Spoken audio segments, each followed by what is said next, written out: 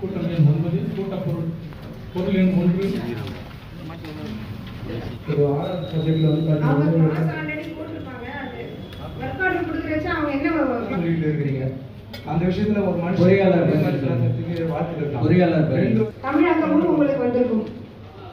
பொருள் எண் 79 பொருள் எண் 80 நீங்களே நேரடியாக போய் இன்ஸ்பெக்ட் பண்ணிட்டு நோட்டீஸ் சர்வ் பண்ணிட்டு நம்ம ஆக்ட் படி வந்து என்ன பண்ணுங்கிறத பொருள் எண் 12 பொருள் எண் 13 நான் உங்களுக்கு பதில் சொல்லிட்டேங்க.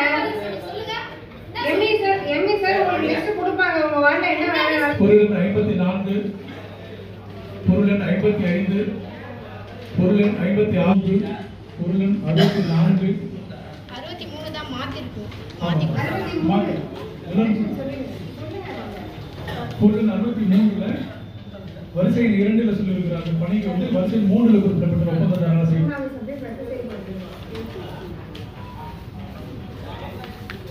பொருள் எண் 66 பொருள் எண் 67 பொருள் ஒரு நிமிஷம் ஏன்னா திரும்ப எடுத்துட்டு வந்து அங்கேயே விட்டு ஏகமா ஆயிடுது. ஒரு தெருவிலையும் 30-40 ஒரு காரணத்தையே பாத்தீங்கன்னா 30-40 நாய்ங்க அப்படியே சுத்திட்டே இன்னும் அதிகமாயிட்டே இருக்கு. ஒரு வாட்டை பார்த்தா 50-60 நாய்க்கு மேல போயிட்டே இருக்கு. அதுவும் ஆள் வேற தெரியல. அது புதுசா இருக்கா எல்லாரும் கடிக்கிறது கூட எங்கும் குப்பை எதிலும் குப்பை தான். ஒவ்வொரு வாட்டிலையும் ஒவ்வொரு தெருக்கள்லையும் குப்பை இன்னும் மேல இங்கதான் இருக்கு. அதுக்கான பணியாளர்களை நம்ம கான்ட்ராக்டர் போட்டாங்களா இல்லையான்னு தெரியல. அவங்க எவ்வளவு பேர் நம்ம சொன்னோம், எவ்வளவு பேர் போட்டிருக்காங்க, எவ்வளவு பேர் லைவ்ல இருக்கிறாங்க மாவட்டத்துல ரிட்டர்னா தரோம். 28 கேட்ட 26 மாவட்டம் இருக்காரு. காவலர்னா நான் அட்டெண்ட் பண்ணேன். உங்களுக்கு இங்க ஆய்வு சொல்றதுனால ஆய்வு பண்ண கேட்டோம் சொல்லுங்க. இல்லனா கேன்சல் இல்ல ஆய்வு பண்ண சொல்லுங்க.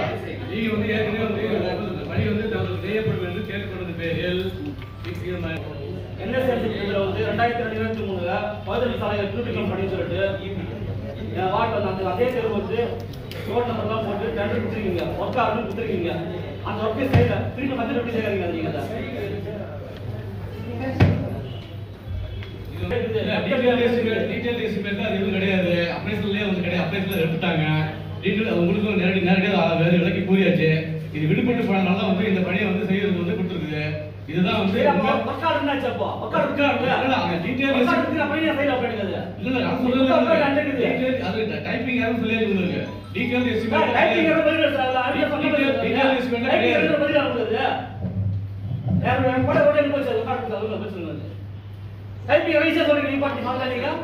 என்ன பண்ணி டைப்பிங் பண்ணது பதில் உங்களுக்கு? அதோட டெண்டர் விடுவீங்க, எஸ்டிமேட் ஒர்க்கார்டு கொடுத்தீங்க, ஒர்க் பண்ண மாட்டீங்க. நீங்க ஏதோ டைப்பிங் மிஸ்டேக் சொல்லுவீங்க. நீங்க என்ன பதில் இருக்கு? பண்ண பதில் இருக்கு. ஃபர்ஸ்ட் அதிகாரி வந்து வார்டுல பாருங்க சார். வார்டுல வந்து பாருங்க. என்ன ரோட்ல பாருங்க. இது பதில் சொல்லுங்க ஃபர்ஸ்ட் எனக்கு. டைப்பிங் எரர்ல பதில் ஆகுது. ஏன் கோல் நசி பண்றீங்க அதிகாரிகளா? நான் சிஎம் நசி பண்றீங்க தான பண்ணீங்க. டைப்பிங் எரர் சொல்றீங்க. கட்சிக்கு பேர் கெட்ட பதில் இல்ல. ஏங்க உங்களுக்கு வேலை நடக்கணுமா என்னங்கறீங்க?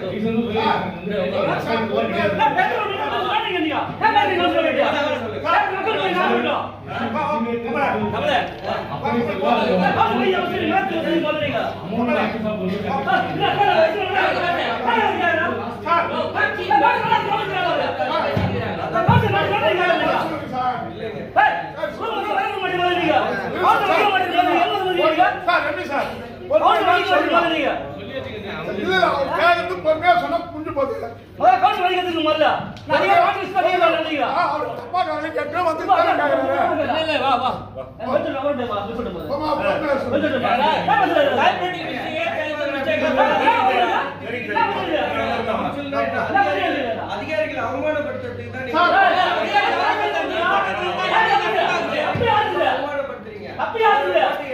விளக்கம் சொல்லிட்டாரு. விளக்கம் சொன்ன பின்னாடி அதிகாரி வந்து நீங்க அவரை கேட்டு